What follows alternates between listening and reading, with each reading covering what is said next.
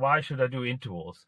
And I usually tell the story when we come to that topic that a lady at this pool once stopped me and she said, look, swimming is the hardest thing. I think it's the how can I say it? It's the thing which is the most boring. I'm coming here, I swim my 2 kilometers and I go, and then she says she's a triathlete and running is much more interesting, and cycling as well. And then I asked her, how does she train her running sessions? And she says, yeah, I'm gonna go on, either I'm gonna do long runs or I'm gonna go on the track and do intervals there, fartlek, right? And I'm gonna spice it up a bit, and it's always exciting. And I said, well, there you have it. You tell me now that you go to the pool and you swim for 2Ks and tell me it is boring. You don't make any progress. That's also what she says. She didn't make any progress in the past. And on the running, she's so much better and it's more exciting and so on and so forth. And then I usually say to her, or usually say when people come to me like that, I say, listen, you need to do intervals. Otherwise, it would be boring for me too if it's just one simple continuous swim every week 4 or 5 times, right? And so people usually neglect that. What is your opinion about that? Yeah, you're totally right. I mean, if you're not from a swimming background, so if you have been from a running background or a cycling background and you've got into triathlon, you don't really know where to start. And if, for example, you are taking part in, and set yourself a target of taking part in a long distance triathlon, an Ironman or a challenge event or whatever it might be, you think, okay, well, I've got to swim a long way. So how am I going to train for that? Mm-hmm. Well, I'll train by swimming a long way. That would be like the go-to approach for many people, not everybody, but many people.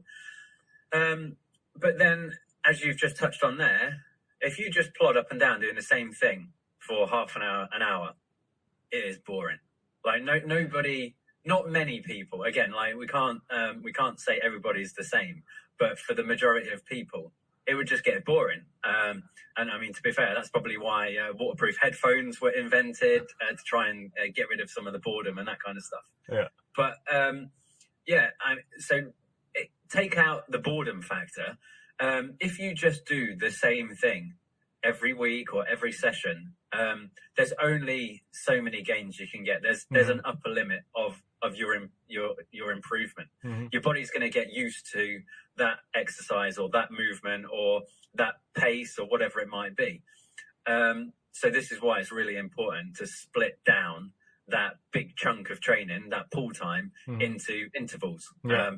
And that's what we do, right? So and when you are training for that long event, that long distance triathlon swim, some people might not think, well, one of the sessions I need to do is a block of 50s. Yeah. And they'll be like, why on earth would I need to do that? Yeah. But, you can take over from here because I know that when you train and when you're training for your long distance triathlon events, a lot of your sets are 50 based. So explain to the people listening why you would base one of your sessions at least a week on 50-meter turnarounds.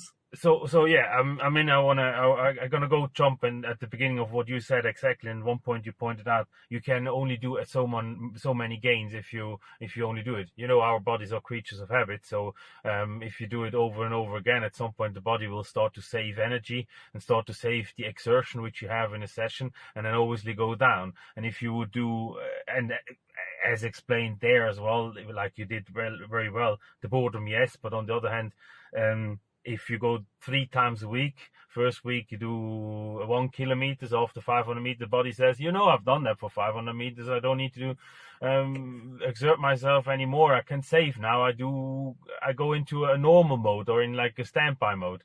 And the next session you go again, you do again 1 kilometer, but after 200 meters, the body says that again. And the same thing would apply for the last day. And there it's even after the first 100 meters, the body goes back into standby, says, oh, I've done that on Monday, I've done it on Wednesday or on Tuesday, so I don't need to do more standby, and the exertion or the element of progress is limited to that. And that's why, for me, for example, it is, you need to get your body always or you need to have your body always under stress, some sort of, or you need to have your body always moving, so it can't get used to that. And if I would do this training of the 50s and the 100s, I would try to get the average time on 100 or on a 50 meter on each leg. I would try to increase to my best and have a little time to breathe or a little time to rest. So my body can, on the one hand, catch up, but it can also get into a progress mode. It can also learn how to swim faster, because a lot of times what the problem is with that people say, oh, I can't swim faster or I don't get faster, is because the body doesn't know how to swim faster. How does it feel faster? And that's why you try to break down the whole. If you want to train for a 400 meter freestyle, for example, you try to break it down to 50s and the 100s, so you can increase the maximum speed on each level in this series or in this interval series, and so your body gets used to it. Ergo, on a competition, when you do this over and over again on a competition, you can bring it down to 1 point and swim a faster average without the breaks, without the times when you rest, and that is actually the goal ultimately.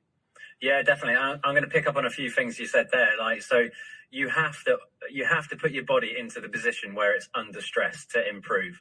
Like, if your body is not under any stress, then you're not going to make the gains that you want. So let's go and quote Captain Matthew Webb, that was the first known person to swim the channel, right? He said, nothing great is easy.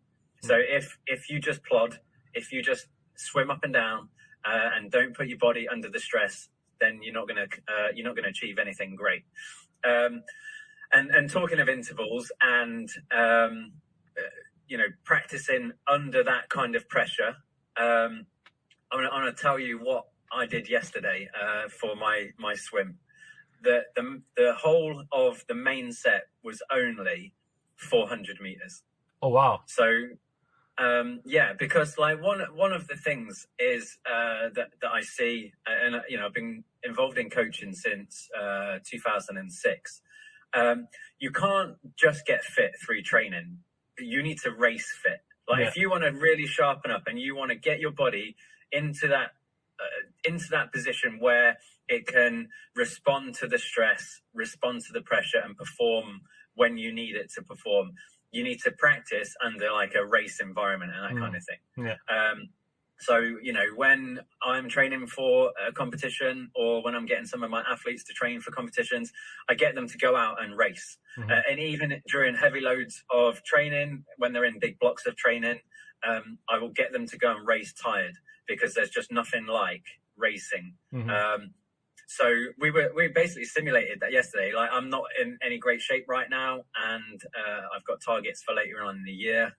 But the 400 set that we did yesterday was 4 100s, absolutely max effort, all out on 10 minutes. Yeah. So for anyone that doesn't quite understand that, so we started, for example, on the top of the hour, and we absolutely maxed out 100 meters, and then 10 past the hour, we hit the next 100 max.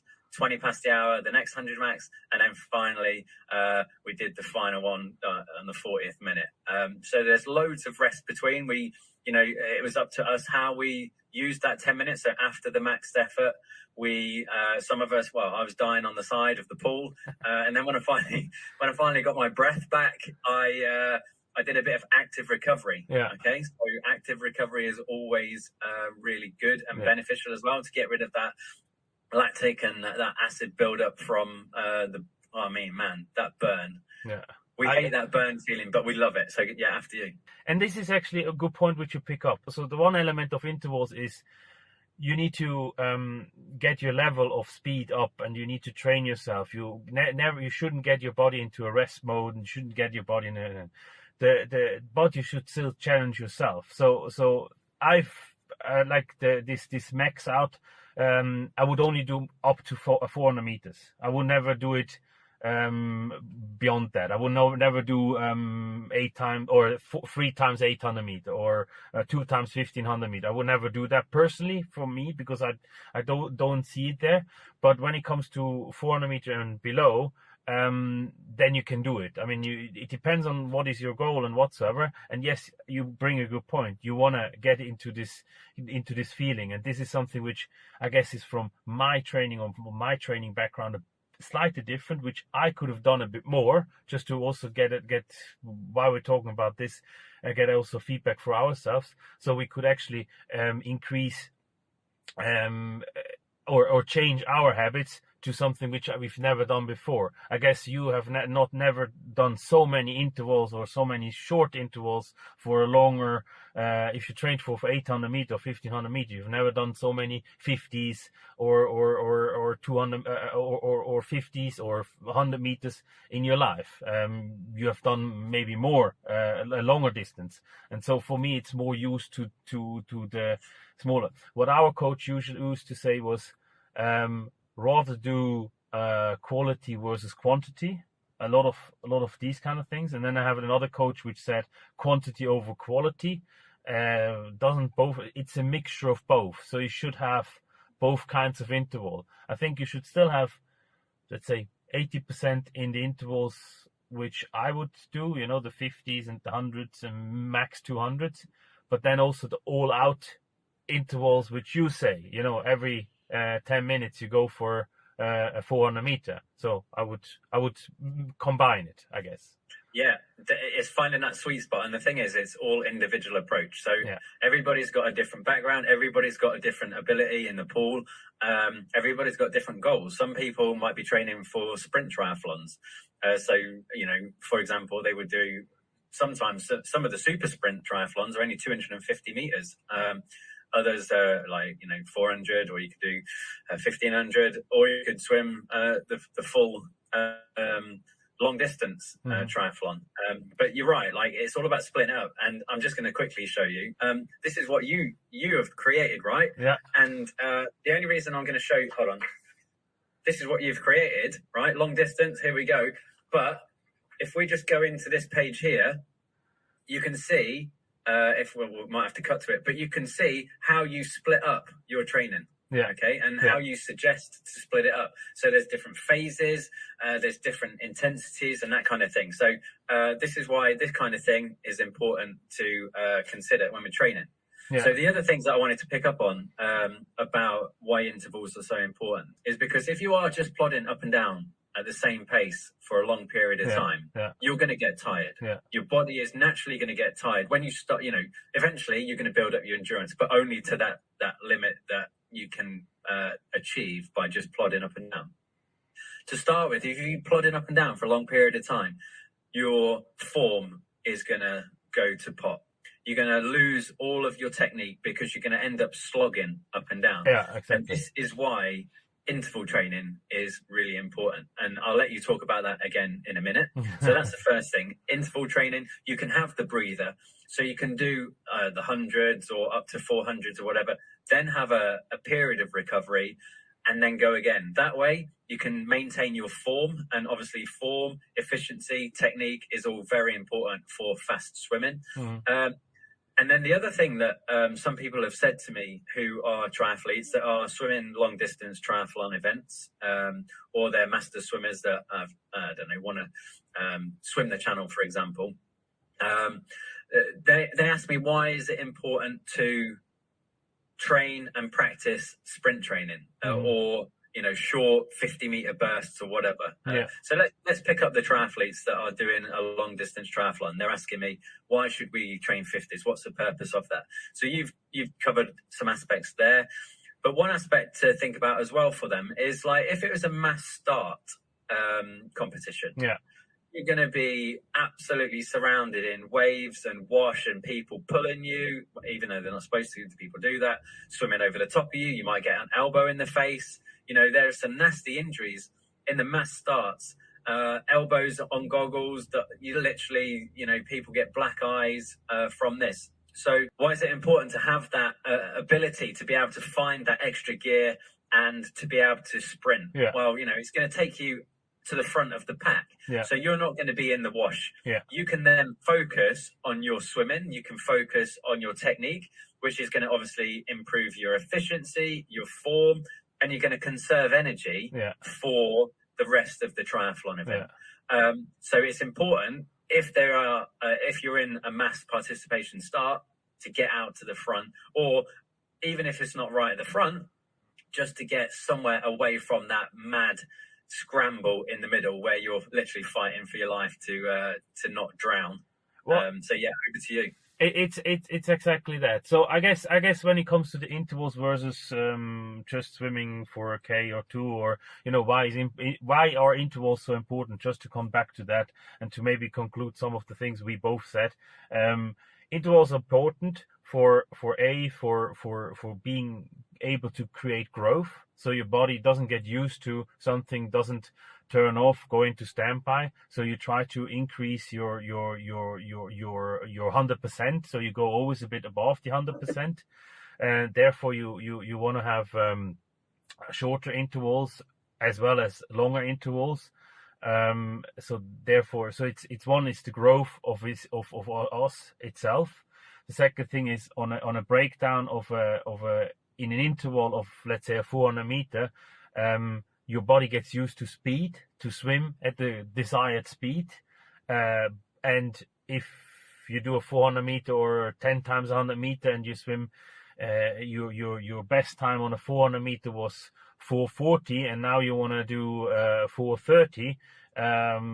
This way you can easily set your target 100 time or the 50 time split and be able to swim it, and actually your body gets used to that speed. So when it comes to the competition, you are there. So that will be more for the pool, and to increase, that will be more for masters, for swimmers, for competition swimmers in a pool.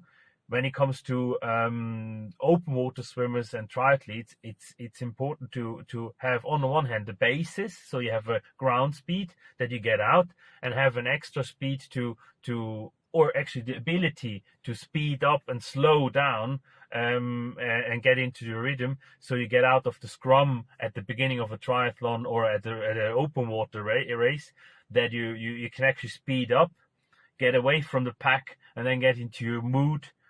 Even if that is a bit fast, just a bit faster than the whole group there, but you're ahead and you can swim your pace and your speed. And I think that is very important. Problem though is, and this leads me actually to the book which you showed, from which we created together, the trainings book, with the phases on, and I think we need to speak about that in a different video as well. I already have a YouTube video up on my channel where it actually discusses the different phases, and I think we will have another discussion about that in a separate call. But bringing it, a lot of people don't know what to do at the pool, and therefore they either have a chance to go to a team which helps them to swim in a team, they have a coach which does the thinking for them, gives them the sets and does the intervals, so the coach is in the focus. And if you don't have that, how else will you get it? There is many apps out there. Problem is, you will either have it always on a smudged paper, or you need to memorize it, and therefore I like the book which we created together, where you actually have a guidance, a good guidance. And it's not only this book; it's also the other books which you have, or which scales. You mean these ones? Yes, these ones. It's also these ones. These. Yes, it's actually these ones. Which give you guidance or an idea of how it should look. And so if you forget about it, or if your paper is smudged or something, this way they're waterproofed, so you can take them to the pool, you can stand them there, and also pick out different versions. I mean, on the one hand, the book itself is a guidance through the phase, but also it gives you guidance on a set itself. So you do actually interval sets if you don't know what actually you need to do. And I think that is the jumping point. So intervals, yes, rather than that, but also they don't have guidance. And I think they're your book, like the scale swimming books are a very good help, I think. Yeah, that's kind of you to say thank you. Yeah, and that's the thing. Everybody these days seems to be busier. Yeah. Like there's not enough hours in the day, Yeah. and a lot of people use. There's some great services online where you could basically ask a coach to send you your set, and I know loads of people use that, and it's really effective. But what we kept on seeing is that people were then getting the sets delivered to their phone or their email, and then they were writing them out themselves. So that's taking time. And, people came up with some great solutions of writing them or photocopying them or whatever. But again, not everybody's got access to these facilities. It's all time and effort. And that's why, Johnny and I at Scale Swimming and yourself, we collaborated with a long distance triathlon event book. And it just takes out an aspect or a burden that we don't, a lot of people don't have time to do. It's literally you turn up to the pool, open the book, and follow a set. It's literally that simple. Now, I mean, what I like about these books as well, look how clear they are. It's very easy to read, really clear, and we got rid of loads of the abbreviations, acronyms, and that kind of thing, and just simplified stuff. Right? Again. Sometimes I've read sets that people have been given, and I'm like what even does that mean? Like, it's really hard to follow. And again, we don't want people to then have to think, well, what does this mean? What does that mean? It's literally open a book up and off you go. Really simplify things, but get maximum gains. Yeah, exactly. I think to actually to conclude this call, if you have this person who asks me, like I said at the beginning of the call, this person comes to me and says, "Oh, it's boring to swim." You need to always assume that this person doesn't know so much about swimming, or maybe she doesn't, and then how you change that. Either, as I said, you send her to a coach, and then she's happy there. Maybe she can't do it because we need to train whenever we can train. We are busy lives and whatsoever, so that might not work for you, and then you need to have somehow guidance. How do you get it? You can read up on the internet and whatsoever. Here you have a guidance book, which you can, as you said, you take it out, you put it into your next to the pool, and you can reuse it every time you go to the pool. You have it in your bag, and this is what Scale Swimming stands for. It's simplicity, it's easy, and it gives you it's a consensus of which is available to the masses in as such. I mean, not everyone can have the knowledge like I have or like you have about it, and so yes. If she comes now to me, I would always go back and say, look, here is the book. Look up here. Try some of these sets. This is in the phase 1. Phase 2 comes out next. Phase 3 is also in the making. And then afterwards, you can have a really nice training plan for your competition, which is there. And you can use it over and over again. And it's less boring, or it's not boring at all. And they see the joy. There is not boring at all. They see the joy like I have. And I think this is it for my side for this call. Okay. Yeah, no, do you know what? Like, really valid points that you just make there. And, let's use the book that you created with us as an example. You've got like 11 sets in there. But once somebody's completed those sets, you can tailor them. Like these are basically used to inspire people. People that, for example, can't hit all of the turnaround times that you've got in the book, or maybe not even make the full distance of the set. You can half it. You third it. You can do whatever you want. You could follow and tailor to your specific ability, and that's what's the beauty of it. It's a starting point, and it just. I think that the key thing is it just removes lots of burdens that people have to do. Is that it can just be used to literally take out your bag and stick it on the pool side and off you go. Like nobody wants to waste their time and effort in writing out a set, or they might have hired a triathlon coach, or there are services online where you can buy the sets. But then what do you do with them? Like, not everybody's got a smartwatch. Not everybody wants to take and risk taking their phone or their tablet to the poolside. So this is a really kind of great solution to offer the guidance, because of your expertise. You've competed in several long distance triathlons. You've had an illustrious swimming career, so you know what you're talking about, and you're offering your expertise in training for these types of events, and you've basically put them in this book, which is we're really grateful for. So thank you. Yeah, no, I will. Thank you for letting me do that. And as I said, it's a good product as such. So in the end, yeah. So let's conclude this topic for now. I think we will have other calls and other talks about other topics. Maybe also chat into that topic again as well, or touch it again. And thank you very much for this.